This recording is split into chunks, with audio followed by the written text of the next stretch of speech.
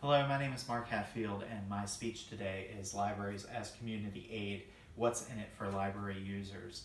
Franklin Delano Roosevelt once said, libraries are essential to the functioning of a democratic society. Libraries are the great symbols of the freedom of the mind. Even though this sounds a bit like ancient history, it is a very elegant statement. Um, but what good is a library in today's world? Especially in the world full of Google, electronic resources are everywhere, books are on CD, they're on our phones, they're on Kindle, they're, they're everywhere. So how does a brick and mortar library building compete with the convenience of today's e-content?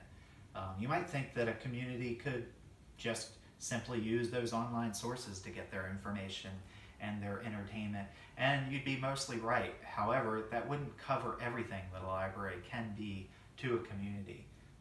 And one such thing that a library can be to a community is, in this situation, back in 2010, an article was written for Radio Free Europe by a man named Joseph Hammond, and Hammond explains that in 2010 in the city of Alexandria, Egypt, a dramatic political change was underway, and the refounding of this library that you see in the background here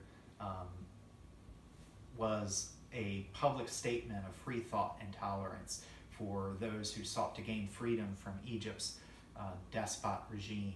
So much so that once the riots flared to a maximum in the city, a human chain, as you can see here, was formed around that library to protect it from destruction in the rage of the riots. So today I will highlight ideas, three roles and ideas from what libraries can provide as community third spaces, as incubators of ideas and actions, and finally I'll cover a few of the benefits in local libraries for positive economic growth.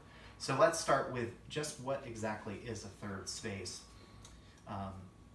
Third space, the term was coined by a sociologist named Ray Oldenburg, and they are places in the community which are neither your home nor your work. They are that third community space that you can meet and learn and share ideas. So the real story of the third space is that libraries are now known for more than just their books and magazines and movies. All the tangible things that libraries still provide are still relevant, but there are new things within the library, new ideas about what a library can be. They are places, go-to places for assistance of all kinds, from information on healthcare. There was a Healthy Library Initiative. It was a partnership between the University of Pennsylvania and the Free Library of Philadelphia to increase health awareness for that community.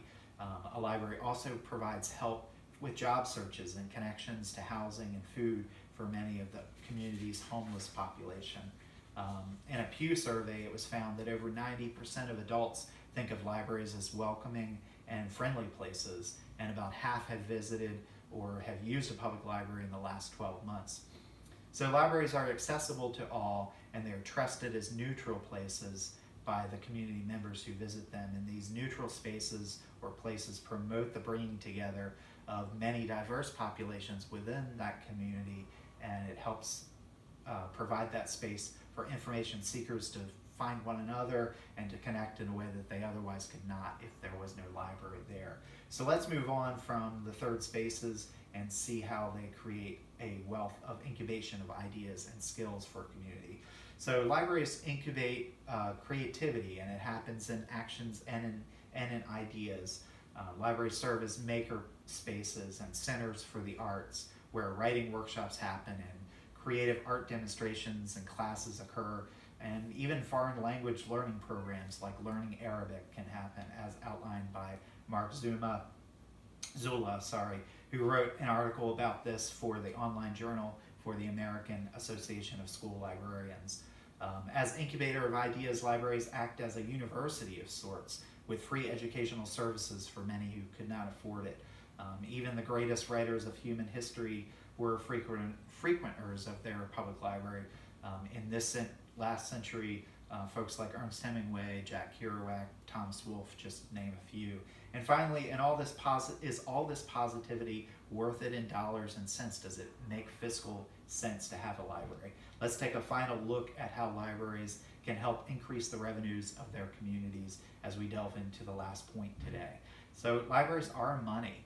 According to an article by a woman named Sadie Trombetta, her article was 7 Reasons Libraries Are Essential Now More Than Ever.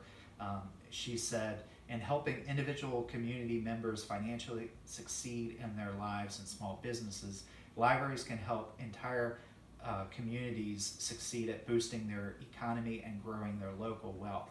This help comes from libraries and actions of ways like free job and interview training and support with job search opportunities for their patrons. Those are the kinds of things that help. Many statistics show that advocating for literacy helps communities to grow financially. Since one of the key roles of a library is to encourage reading, even at the very early stages of child development, the library contributes to the success of its many patrons who come across this threshold in children's reading programs and things of that nature. Many libraries provide a workspace for telecommuters, and according to Sadie Trombetta's article, at least 48% provide access and assistance to the entrepreneurs looking to start a business of their own. In many cases, like the Public Library of Cincinnati and Hamilton County, local governments work together with libraries to help small business owners by providing them with online and in-person resources, including financial guidance, contract opportunities, market information, business plans, and much more. So looking back over these 3 roles of libraries in their respective communities, you'll be able to see clearly, based on what we've learned today, that libraries are a wealth of information, and they help create third places, third spaces within the society for those who are seeking connection with one another and with knowledge. Additionally, due to this equal access to information, patrons are standing a greater chance of becoming more financially successful by learning and growing, and these third spaces create financial opportunities and creative outlets as they incubate ideas and skills which would not be easily accessed without the presence of a free and accessible library for all.